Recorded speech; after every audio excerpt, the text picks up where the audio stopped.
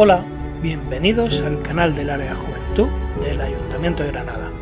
Soy Miguel y os voy a acompañar a conocer algunas de las leyendas de la ciudad. En el capítulo anterior estuvimos en el entorno del río Darro. Allí descubrimos algunos de los misterios y leyendas de este río.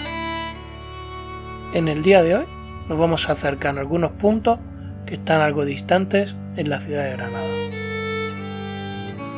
Hemos hablado del origen de la leyenda, ese momento en el que se encontró la necesidad de preservar las tradiciones, la moralidad e incluso celebraciones.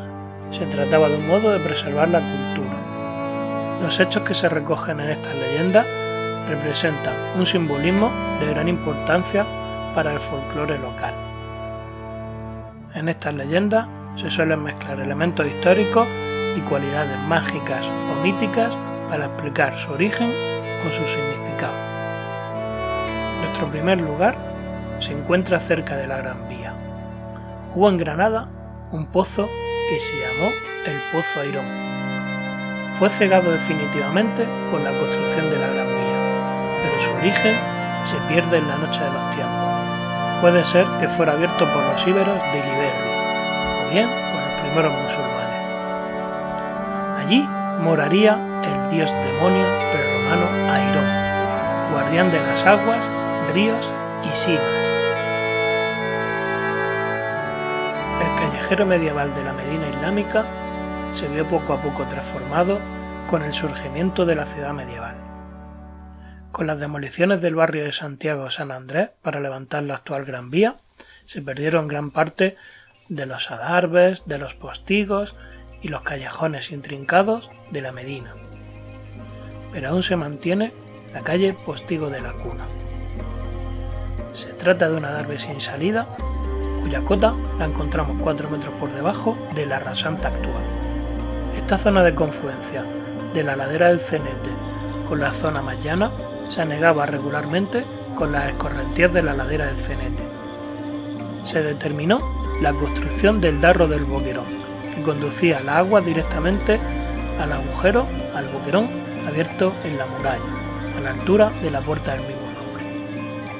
El Pozo Airón tenía una profundidad de unos 72 pies. Presentaba una gran boca, quizás con un precedente natural. A finales del siglo XVIII se describe este pozo como de grandes proporciones y de una buena fábrica de ladrillos. La denominación de Airón, escrito con I latina o Y, es un término utilizado en castellano para referirse a una deidad íbera. Existen sus correspondientes en otro idioma, agro en catalán, aigros en provenzal y se le relaciona con el árabe auro. En algunos de los pozos que existen en la península ibérica, con igual o parecida terminología, se han encontrado restos de ceremonias votivas, pero no restos humanos, como se ocurre en el sur de Francia. Los pueblos prerromanos íberos practicaban rituales en beneficio de su dios Airón. Este pozo se sitúa al lado de la calzada romana que discurriría por lo que hoy es calle Elvira. Los cristianos de principios del siglo XVII comenzaron a cegar este pozo, y fue entonces cuando se dispararon los temblores. Los terribles terremotos de 1778 abrieron un debate en la sociedad granadina que se pronunciaba por abrir de nuevo este pozo e incluso por dar algunos más en la zona para calmar las fuerzas del inframundo.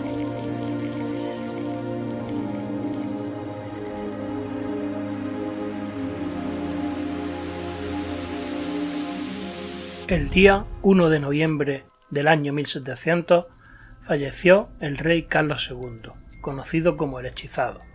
Esto dio fin a la dinastía de los Austria en España.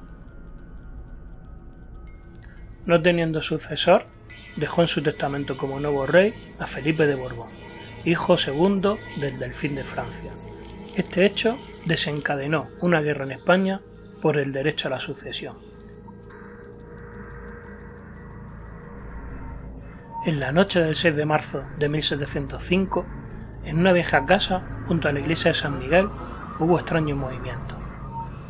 Beltrán García, vizconde de Cardona, había viajado de Barcelona a Granada para ayudar a los amigos del archiduque y legítimo rey.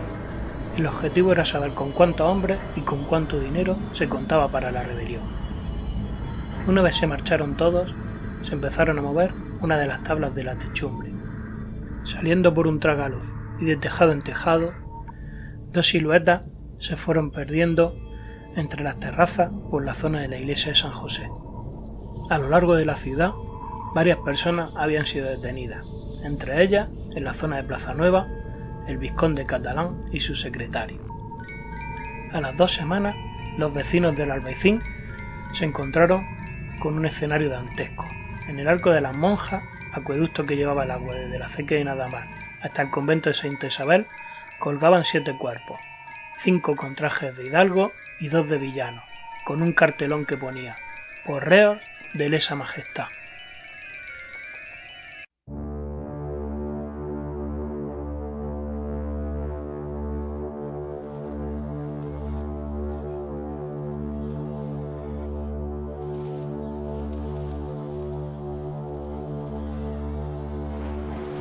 Este hecho quedó recogido por Afán de Ribera en el siglo XIX en sus magníficas leyendas.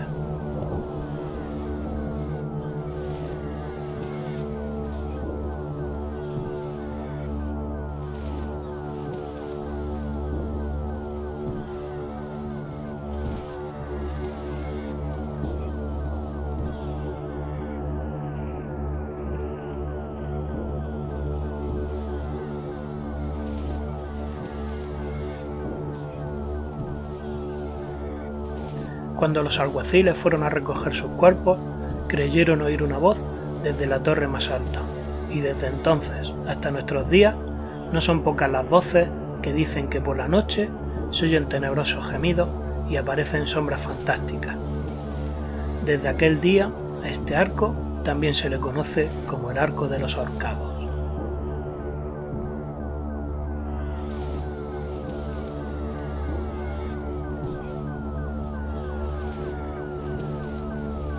Por último, nos acercaremos al aljibe de la Vieja. Según cuenta la leyenda, el aljibe se encontraba en el huerto de una anciana solitaria, llamada María la Tomillo. En el huerto de María existía una hoguera que daba frutos de espectacular sabor. Pero pocos podían probar estos frutos, ya que María vivía vigilante de día y de noche para que nadie los robase. Según cuentan, un día la anciana hizo un pacto con Satanás para que todo aquel que probase los frutos de su higuera enfermase. María vendió la eternidad de su alma a cambio de que el sabor de sus hijos tornase de dulce a amargo. A los pocos días, María apareció muerta cerca de la higuera.